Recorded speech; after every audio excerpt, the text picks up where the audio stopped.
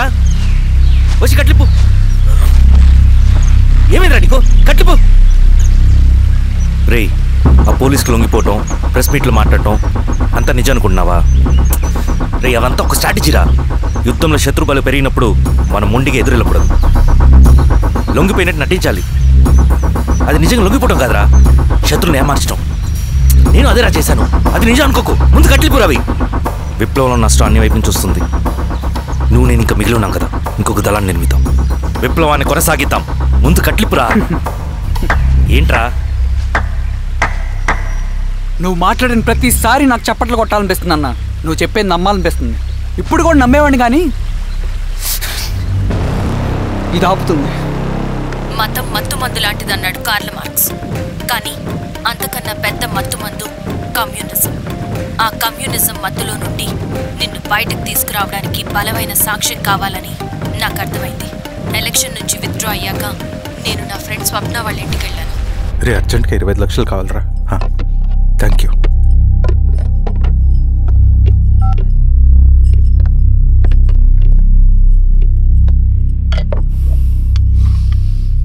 చాలు.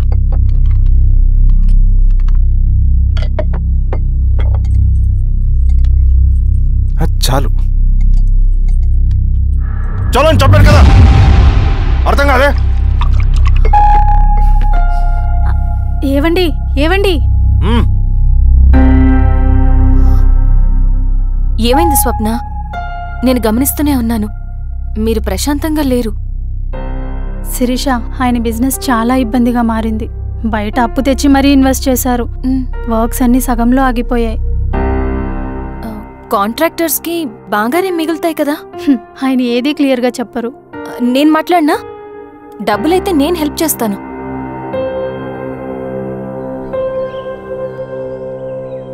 అన్నయ్య, చెప్పమ్మా. మీరు డబ్బు గురించి ఏదో ఇబ్బంది పడుతున్నారని అర్థమైంది. అవునమ్మా, ఈ ఏజెన్సీ కాంట్రాక్టర్ బతికే ఇంత ఏది సాఫీగా ఉండదు. అన్ని వైపుల నుంచి అడ్డంకులే.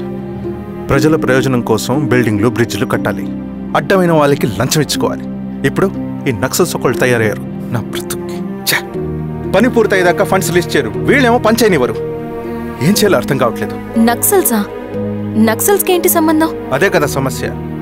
బయట ప్రజల కోసం మేము ఉన్నామంటారు, లోపల ఎక్స్ట్రాషన్కి అలవాటు పడ్డారు. ఎవరు కరెక్ట్గా లేరమ్మా.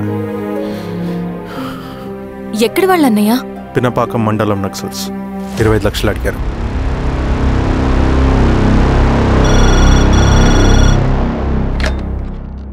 హలో ధర్మ, ఆ సింగన్న దళం గురించి నీకు ముఖ్యమైన విషయం చెప్పాలి.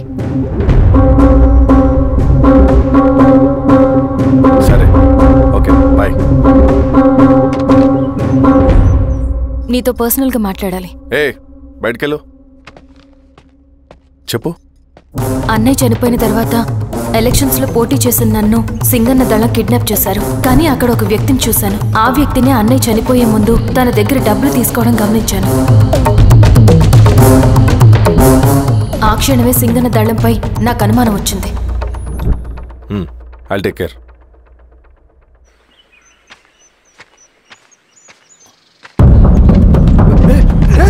భయపడదు, మీ జనరల్ మనుషులు. నన్నేం చేయకండి.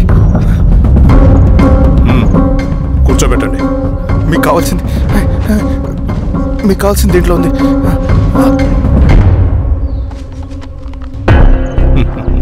కాంట్రాక్టర్ డబ్బులు కదా, కొత్తగా ఉన్నాయి.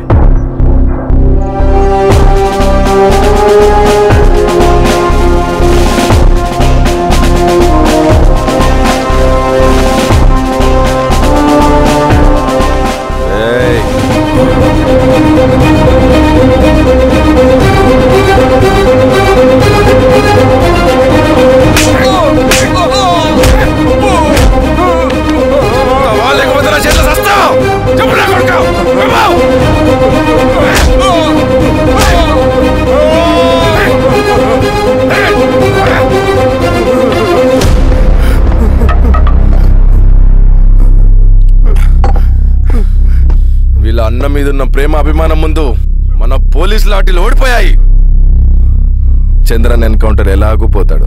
కానీ విచిత్రం ఏంటంటే వాడి భార్య నర్సమ్మ, కూతురు మమత, కొడుకు నరేష్ మరో ఎన్కౌంటర్లో పోవడం చాలా బ్యాడ్ న్యూస్. చెప్పు శిరీష, ఏం చేయమంటావు? నువ్వు ఒక డెసిషన్ తీసుకున్న తర్వాత ఎవరి మాట వినవు కదా. హే దాస్ సార్. రేపు మార్నింగ్ న్యూస్ పేపర్ వద్దని చెప్పు. సరే సార్. తెలిసిన విషయం మళ్ళీ మళ్ళీ చదవాలంటే చాలా బోరింగ్. నేను చెప్తాను సార్, జరిగింది మొత్తం నేను చెప్తాను సార్. సింగన్న దగ్గర నేను 20 సంవత్సరాల నుంచి పనిచేస్తున్నారు సార్. పేదవాళ్ళ కోసం అన్న చేస్తున్న ఉద్యమంలో మేమందరం చాలా కష్టపడి పనిచేసేవాళ్ళం. కానీ ఒకరోజు నేను చెప్పినంత చెప్పి ఈశ్వర్ రెడ్డి దగ్గర 10 లక్షలు తీసుకురండి. దేనికన్నా ఇదంతా? దేనికేంటి? మొన్న ఆ కాంట్రాక్టర్ దగ్గర నుంచి, నిన్న బిల్డర్ దగ్గర నుంచి, ఈరోజు ఈశ్వర్ రెడ్డి దగ్గర నుంచి. అధికారం కోసం. డబ్బు ఉంటే అధికారం వస్తుంది, అధికారం ఉంటే డబ్బు వస్తుంది. నాకు రెండూ కావాలి. హిట్లర్ పెయింటర్ అవుదామని అకాడమీలో జాయిన్ అవ్వాలనుకున్నాడు, కానీ పనికిరాడని చెప్పి రిజెక్ట్ చేశారు. హిట్లర్ ఏం చేశాడు? నాజీ పార్టీ పెట్టి జూస్కి అగేన్స్ట్గా అందరినీ కూడగట్టి ప్రపంచాన్ని ఉనికిచ్చాడు. మొహమ్మద్ అలీ జిన్నా నేషనల్ కాంగ్రెస్ పార్టీలో ఎదగాలనుకున్నాడు, ఎప్పుడూ పట్టించుకోలేదు. ముస్లిం లీగ్ పార్టీ పెట్టి ఇండియాని రెండుగా చీల్చేశాడు. పాకిస్తాన్కి ప్రధానమంత్రి అయ్యాడు. ప్రపంచంలో ఎక్కడైనా సరే 2 కులాలు, 2 మతాలు, 2 ప్రాంతాల మధ్య చిచ్చు పెడితే చాలు, అధికారం వెతుకుంటూ మన కాళ్ళ దగ్గరకు వస్తుంది. జమ్మూ అండ్ కాశ్మీర్ నుంచి మహారాష్ట్ర, గుజరాత్ ఎక్కడైనా సరే, ఎవరైనా సరే ఇదే గేమ్. నేను అంతే. ఒక మామూలు కార్యకర్తగా దళంలో చేరాను నేను. కానీ ఈరోజు న్యూస్ పేపర్లు అయినా సరే, జనాల్లో అయినా సరే, ఎక్కడైనా సరే ఒకే పేరు, Singanna, Singanna, Singanna. And I love that. Naxals కొంటే ఈ అడవినే శాసిస్తాం, రాజకీయాల్లోకి వస్తే రాష్ట్రాన్ని శాసిస్తాం. చంద్ర, మన చదువులకి, మన తెలివితేటలకి ఈ అడవిలోనే మగ్గిపోవాలా? నువ్వే ఆలోచించుకో. ఆ మాటలు విన్న నేను ఆలోచనలో పడ్డాను. తన స్వార్థం కోసం ఉద్యమమును పెడదారి పట్టిస్తున్నాడని అప్పుడే అర్థమైంది. కానీ నాకు వేరే దారి లేదు. సింగన్న ఆదేశం ప్రకారం మేము వెంటనే వెళ్ళి ఈశ్వర్ రెడ్డిని కలిశాం. సింగన్న పార్టీ ఫండ్ కోసం 10 లక్షలు ఇమ్మన్నారు. ఆ డబ్బులు ఇస్తే రైతు కూలీ సమస్య ఉండదని చెప్పమన్నారు. అంత డబ్బా నేనెందుకు ఇవ్వాలి? నువ్వు గెలుస్తావనే భ్రమలో ఉన్నావు. ప్రజలంతా అమాయకులు కాదు రెడ్డి. ఈ ఊళ్ళో ఏం జరుగుతుందో నువ్వు మాకు చెప్పక్కర్లేదు. మీకు పార్టీ ఫండ్ ఇస్తే మాత్రం నేను గెలుస్తానని గ్యారంటీ ఏంటి? తప్పకుండా గెలుస్తావు. ఆలోచించుకో, తెలివైన వాడివి.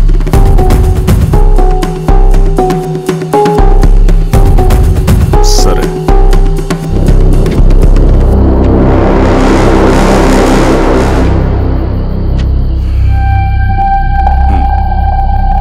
కానీ నాదో కండిషన్.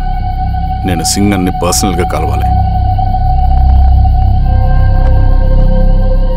చూస్తా. కానీ ఒక విషయం, ఈ మ్యాటర్ బయటికి రాకూడదు. జాగ్రత్త. సింగన్న స్ట్రాటజీ ప్రకారం మాకు ఈశ్వర్ రెడ్డి దగ్గర నుంచి డబ్బులు వచ్చాయి. అప్పుడు నరసింహుల్ని పిలిపించి, నువ్వు ఎలక్షన్ నుంచి విత్డ్రా అవ్వాలి నరసింహులు. విత్డ్రానా? 30 సంవత్సరాల తర్వాత వచ్చిన అవకాశం అన్నా ఇది. గెలిచే ఎన్నికల్లోంచి తప్పుకోమంటారేంటి? ఎందుకన్నా? నిన్ను ఈ ఎలక్షన్లో నిలబెట్టింది కమిటీయే, విత్డ్రా చేయమనేది కమిటీయే. సెంట్రల్ కమిటీ ఏం డిసైడ్ చేసినా అది మనం ఫాలో అవ్వాలి. మనకి వేరే ఆప్షన్ లేదు.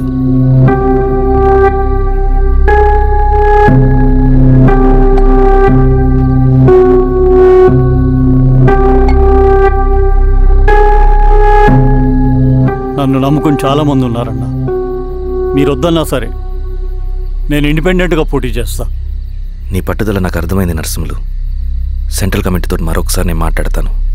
కొంచెం వెయిట్, తొందరపడద్దు. లాల్ సలాం. లాల్ సలాం. తన మాటకి ఎదురు చెప్పిన నరసింహుల్ని క్రూరంగా హత్య చేయించి ఆ హత్యను ఈశ్వర్ రెడ్డి చేయించాడని అందరినీ నమ్మించి ఆ తర్వాత ఈశ్వర్ రెడ్డిని కూడా. ఏంటి ఈశ్వర్ రెడ్డి గారు, కలుద్దామనుకున్నాం కానీ ఇలా కలుస్తామనుకోలేదు. ఏంటంత కోపం? ప్రజానాయకుడు నరసింహులు చంపినందుకు నీకు మరణదండనే. ఇంతకీ నన్ను ఎందుకు కలుద్దాం అనుకున్నావు? నర్సన్ చావుకి నాకు ఏ సంబంధం లేదు.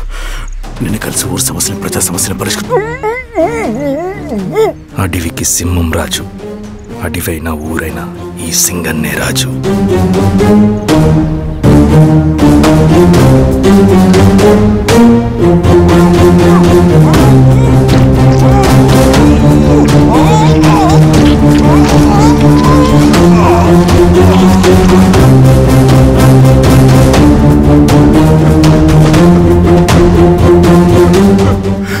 తప్పు చేశావు సార్.